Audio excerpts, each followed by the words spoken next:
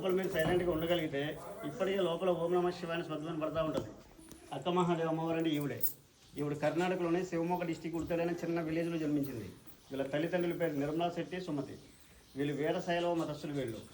ఈ వీరశైలులకి ఏంటంటే వీళ్ళు ఓన్లీ భ్రమరాంబ మల్లికార్జున స్వామిని కొలుస్తారు. వీళ్ళు వేరే దేవుని కొలలు లింగాయతులు కూడా అంటారు. వీళ్ళని లింగాయతు లేదు అందరినీ పూజిస్తారు. వీరశైలు మాత్రం ఓన్లీ భ్రమరాంబ మల్లికార్జున స్వామిని కొలుస్తారు. వీళ్ళు అక్క మహాదేవ తల్లిదండ్రులకి చాలా వరకు సంతానం ఉండదు.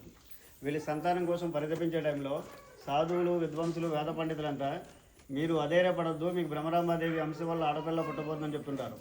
అయినా సరే వీళ్ళ పిల్లల కోసం సతమతవుతూనే ఉంటారు. కొన్నాళ్ళకి ఆడపిల్ల పుడుతుంది. పుట్టిన వెంటనే మహాదేవిని నామకరణం చేస్తారు. యోగులు, సిద్ధులంతా చిన్నప్పటి నుంచి శివ శరణి అని పిలిచేవారు. అక్క మహాదేవ అమ్మవారి విద్యాభ్యాసం అంతా బసవేశ్వర గురువుగారి దగ్గర జరుగుతుంది. ఆయన నిత్య శివారాధకుడు. ఆయన అమ్మవారి జాతకం రీత్యా భయషు అతని కాలం అమ్మవారి జాతకం రీత్యా వాళ్ళ తల్లిదండ్రులు చెప్తాడు, మీ అమ్మాయి శివధ్యానం దొరుకుతుంది తల్లి అని. ఆ నియమంతో చిన్నప్పటి స్వామిని కొలవడం మొదలు పెడతారు. ఆవిడికి యుక్త వయసు వచ్చిన తర్వాత మల్లికార్జున స్వామి స్వరూపాన్ని చూసి చేసుకుంటే మల్లికార్జున స్వామిని పెళ్లి చేసుకోవాలని దృఢ సంకల్పంగా ఉండేది. అక్క మహాదేవి చాలా సౌందర్య రాశి. భ్రమరాంబాదేవి అంశం వల్ల పుట్టింది ఆవిడ. ఎంత సౌందర్య రాశి అంటే ఆవిడ అందాన్ని చూసి ప్రతి దేశాన్ని పరిపాలించే రాజాల్లో అక్క మహాదేవిని పెళ్ళాడాలనుకునేవాడు. ఎప్పుడూ ఆవిడ శరీర సౌందర్యాన్ని చూసి మురిచిపోయేది కదా, ఎప్పుడూ శివారాధనలోనే ఉండేది. కర్ణాటకలో పుట్టి పెరిగింది కాబట్టి కర్ణాటక రాజ్యాన్ని పరిపాలించే రాజు కౌశిక మహారాజు అమ్మవారి అందాన్ని చూసి తన పట్టపరాణిగా చేసుకోవాలనుకుంటాడు. అనుకున్న తక్షణమే తన మంత్రి చేత అక్క మహాదేవి తల్లిదండ్రులకు కౌలు పంపిస్తాడు, మీ అమ్మాయిని నేను పెళ్లి చేసుకుంటాను అని. వాళ్ళు నిరాకరిస్తారు. మా అమ్మాయి కారణ జన్మరాలు, ఈ జన్మకు పెళ్లి యోగం లేదు, ఒక శివాయికి అంకితం అని చెప్తారు వాళ్ళు. ఆ విషయం మంత్రి రాజుగారితో చెప్తే రాజుకి చాలా కోపం వస్తుంది. ఏంటి వీళ్ళు నా రాజ్యంలో బతుకుతూ నేను పెళ్ళాడదామంటే నిరాకరిస్తున్నారు, బలవంతంగా సరే అక్క మహాదేవిని తీసుకురండి, నేను రాక్షస వివాహం ఆడతానని చెప్పి రాజుబడులు పంపిస్తాడు. రాజుబడులు వచ్చినప్పుడు అక్క మహాదేవి తల్లిదండ్రులు బాధపడుతూ ఉంటారు. ఏంటి మా అమ్మాయి జీవితం రాజకీయాల్లో మగ్గిపోవాల్సిందేనా, మా అమ్మాయి కంటూ శివధ్యానం దొరకదా అని. తల్లిదండ్రుల బాధ చూడలేక అక్క మహాదేవమ్మ రాజుగారి దగ్గరికి వెళ్తాడు. వెళ్ళి రాజా మనం పెళ్లి చేసుకుందాం, కాకపోతే నువ్వు 3 షరతులకు అంగీకరిస్తే నేను నిన్ను పెళ్ళాడతానంటది. అమ్మవారి అందానికి దాసుడై ఏ షరతుకైనా అంగీకరిస్తానంటాడు. ఫస్ట్ షరతుగా మత మార్పిడి విధానానికి అంగీకరించమని అడుగుతుంది. ఆయన జైన మతస్థుడు, వీళ్ళు వీరశైలవులు. జైన రాజ్యంలో వీరశైలవులు అంటే చాలా నీచంగా చూసేవాడు రాజుగారు. అయినా సరే అమ్మవారి అందాన్ని చూసి ఆ షరతుకు అంగీకరిస్తాడు. తాను కూడా మతం మారడానికి అంగీకరిస్తాడు అమ్మవారి అందాన్ని చూసి. రెండవ షరతు ఏంటంటే నేను నీ రాజ్యంలో ఉన్నంతకాలం సాధు సన్యాసులకు నిత్య అన్నదానం చేస్తుండాలంటది. దానికి కూడా ఒప్పుకుంటాడు. మూడవ షరతు నేను నీ రాజ్యంలో కొన్ని రోజులు ధ్యానంలో కూర్చుంటాను, నా ధ్యానం అయిన తర్వాత పెళ్లి చేసుకుందాం, అంతవరకు నన్ను తాకవద్దంటది. దానికి కూడా ఒప్పుకుంటాడు. చేస్తే 1 రోజు 2 రోజులు ఎలా పెళ్ళాడుతుంది కదా అని. తన రాజ్యంలో చిన్న శివలింగాన్ని ఏర్పాటు చేసుకుని అమ్మవారి తపస్సులో కూర్చుంటుంది. రోజులు గడుస్తుండే, నెలలు గడుస్తుండే, సంవత్సరాలు గడిచిపోతూ ఉంటాయి. రాజుగారికి వృద్ధాప్య దశ దగ్గర పడుతుంది. ఏంటి ఇవన్నీ తీసుకొచ్చి ఇంతకాలం అయింది, ఇంతకాలం బట్టి తపస్సులో కూర్చుంది, నా వయసు అయిపోతుంది, నేను ఎప్పుడు పెళ్ళాడాలని చెప్పి కామ వాంఛతో తపస్సులో ఉన్న అమ్మవారిని కౌగిలించుకుంటాడు రాజుగారు. ఆవిడ తపస్సు భంగం కలిగి లేస్తుంది. రాజా నేను ఇంతకాలం బట్టి నేను రాజ్యంలో తపస్సు చేస్తున్నాను, నా భక్తిని నువ్వు గమనించలేదు, నీకు కావాల్సిందేంటి, ఈ తృచ్ఛమైన ఈ శరీరమే కదా, దా వచ్చి అనుభవించమని చెప్పి తన వస్త్రంలో తానుగా ఒక్కొక్కటి తీసి రాజుగారి ముందు దిగంబరగా నిలబడుతుంది. ఆ దిగంబరగా నిలబడ్డప్పుడు తల వెంట్రుకలే వస్త్రాలుగా ఏర్పడతాయి. ఇది నల్ల డ్రెస్ కాదు, అమ్మవారి దిగంబరే, ఒంటి నిండా తల వెంట్రుకలే. అప్పుడు ఆవిడలో జైన తీర్థంతుల వారు కనపడతాడు. రాజుగారికి కాళ్ళ మీద పడతాడు. అమ్మ తెలియక చేసిన తప్పు కాబట్టి నన్ను క్షమించు, నువ్వు ఎక్కడికి వెళ్ళొద్దు, నువ్వు నా రాజ్యంలోనే ఉన్న, నీకు సకల సంపదలు వజ్ర వైడూర్యాలు సమర్పిస్తాను తల్లి అంటాడు. అయ్యా నేను నీకు కనువిప్పు కలిగించడానికి నేను ఈ రాజ్యానికి వచ్చాను, నీకు కనువిప్పు కలిగింది కాబట్టి నేను చెన్నమల్లికార్జున స్వామి దర్శనానికి వెళ్ళాలంటది. మనం మల్లికార్జున స్వామి అంటాం, కర్ణాటక భక్తులంతా చెన్నమల్లికార్జున స్వామి అంటారు. ఈ చెన్నమల్లికార్జున పదం కూడా అక్క మహాదేవి అమ్మవారు రాసిన వచనంలో పదం. అక్క మహాదేవి రచయిత్రి ప్లస్ విద్వాంసరాలు కూడా 437 రచనలు చేసింది. 12వ శతాబ్దం అంటే సుమారుగా 900 సంవత్సరాల క్రితం ఆ కర్ణాటక నుంచి నల్లమల్ల ఫారెస్ట్లో అమ్మవారు దిగంబరగానే రావడం జరిగింది శ్రీశైలం. 900 సంవత్సరాల క్రితం అంటే ఈ నల్లమల్ల ఫారెస్ట్ ఎలా ఉండేదో ఒక్కసారి ఆలోచించండి. క్రూర మగాల మధ్య ఒంటి మీద నూలు పోగు లేకుండా స్త్రీ వ్యవస్థగా కర్ణాటకను శ్రీశైలం పాదయాత్ర మీద రావడం అంటే, శ్రీశైలానికంటే ముందు కళ్యాణ పట్టణంలో చెంచుతండాకి వెళ్తుందంట. ఈవిడ వేషధారను చూసి ఆ గ్రామంలో చెంచు వాళ్ళంతా పిచ్చిదని చెప్పి రాళ్లతో చాలా హింసిస్తారంట. అదే ఊరు పొలిమేరలో ఉన్న మర్రి చెట్టు కింద చేత తిరుగుతూ ఉండేదంట. ఆ ఊళ్ళో చిలకమ్మని ఒక మూగవిడ భిక్షాటం చేసుకుని సాయంత్రం అయ్యేసరికి అదే చెట్టు కిందకు వచ్చి ఒళ్ళుకుని తినేదంట. ఈవిడ రక్తం దెబ్బలిచి చిలకమ్మ ఆకుపసలతో నిత్యం వాడికి సపరీలు చేస్తూ ఉండేదంట. ఈ సపరీలు చేయడం వల్ల నోటి మాట వస్తుంది. అదే విషయం వెళ్ళి గ్రామంలో చెంచుతండా వాసులందరికీ చెప్తుంది. అమ్మవారి దేవతడికి సపరీలు చేయడం వల్లే నాకు నోటి మాట వచ్చిందని. అప్పటి నుంచి ఆ గ్రామంలో చెంచులంతా ఈయన దేవతలా కొలవడం మొదలు పెడతారు.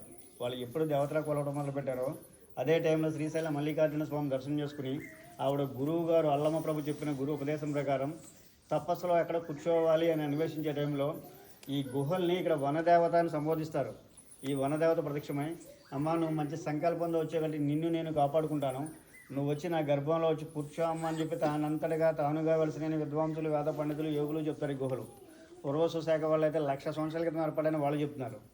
లోపలికి వెళ్ళి చాలా కఠోర తపస్సు చేసిందంట. ఆవిడ తపస్సు వల్ల భ్రమరాంబ మల్లికార్జున స్వామి వారు ఈ గుహలో ప్రత్యక్షమయ్యారని చరిత్ర ఉంటుంది. దానికి నిదర్శనంగానే సహస్సిద్ధంగా వెలిసిన శివలింగం ఉంటుంది గుహల లోపల. ఆయన దర్శనానికే మనం ఇంత దూరం వచ్చాం. శ్రీశైలం ఉన్న స్వామిని జ్యోతిర్లింగం అన్న స్వయంభులింగం అండి. శ్రీశైలం ఉన్న స్వామి వారికి అయితే మనం అభిషేకాలు చేస్తున్నాం. లోపల ఉన్న స్వామికి ఎవరో అభిషేకాలు చేయరు. సహస్సిద్ధంగా ఒక డ్రాప్ వాటర్ శివలింగం మీద పడుతూ ఉంటుంది. 365 రోజులు ఇంక అభిషేకం జరుగుతూనే ఉంటుంది. శివుడు అభిషేక ప్రియుడు అనడానికి లోపల ఉన్న స్వామి నిదర్శనం కనపడతాడు. ఆ వాటర్ ఎక్కడి నుంచి వస్తుందనే విషయం ఇప్పటికీ ఎవరికి అంతుపట్టడం ప్రశ్నగానే ఉంది. మెరాకిల్ ఒక అద్భుతం. శివుడు అభిషేక ప్రియుడు అనడానికి ఈయన నిదర్శనం.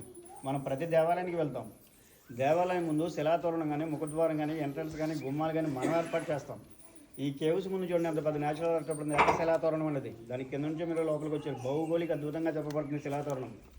మనకి తిరుపతిలో కూడా ఉంది. తిరుపతిలో ఉన్నది అయితే 20 అడుగుల పొడుగు ఉంటుంది, ఇదేమో 200 అడుగుల పొడుగు, 14 అడుగుల వెడల్పు. భగవంతుడు గుహలో ఉన్నాడు అనడానికి ఇదొకటి నిదర్శనం. నెక్స్ట్ స్వామి మీద పడే డ్రాప్ 365 రోజులు చుక్కే పడుతుంటుంది.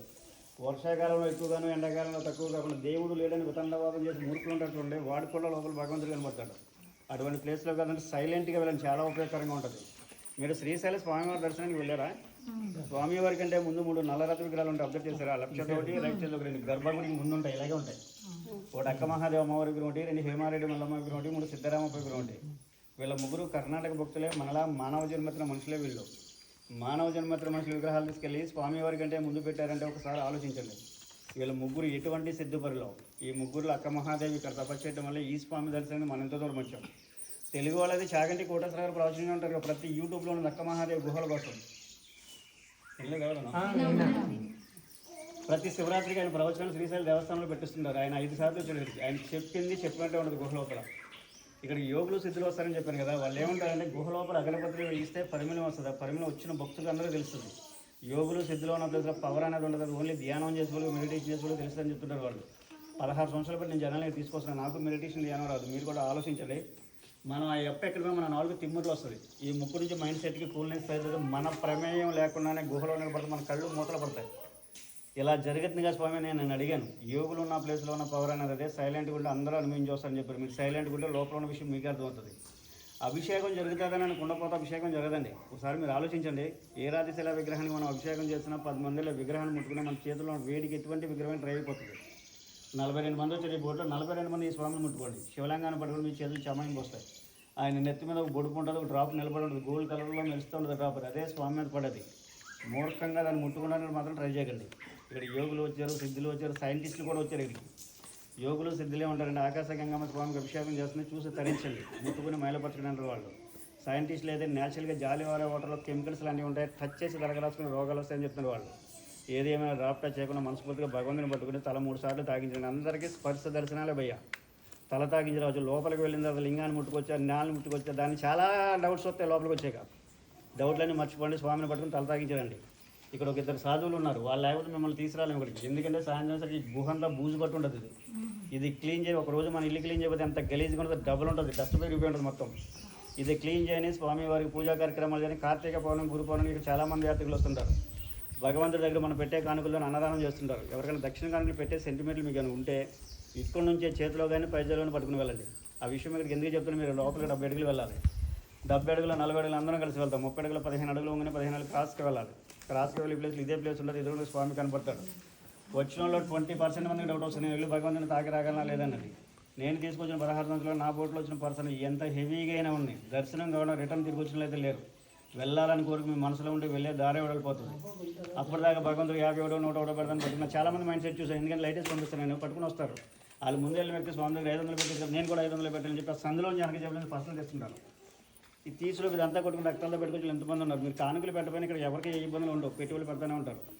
పెట్టాలని కూడా తీసుకెళ్ళండి. ఫస్ట్ టైం 50 100 500 స్తోమత కొద్ది స్వామికి తాకించి పెట్టవచ్చు. శ్రీశైలంలో 1000 మందికి 1000 మంది చేస్తారు. ఈ అవకాశం మీకు కలుగుతుంది. చాయిస్ ఇవ్వర్స్ అది. మొబైల్ వెళ్తుల్లో వెళ్ళాలి, మొబైల్ వెళ్తుల్లో రావాలి. స్వామి వారిని ఫోటోలు దిగని ట్రై చేయకండి. వచ్చి ఇక్కడ అమ్మ దర్శనం, అక్కడ 5 దర్శనం, ఇది ఫోటోలు దిగాలి, వీళ్ళు బోట్లు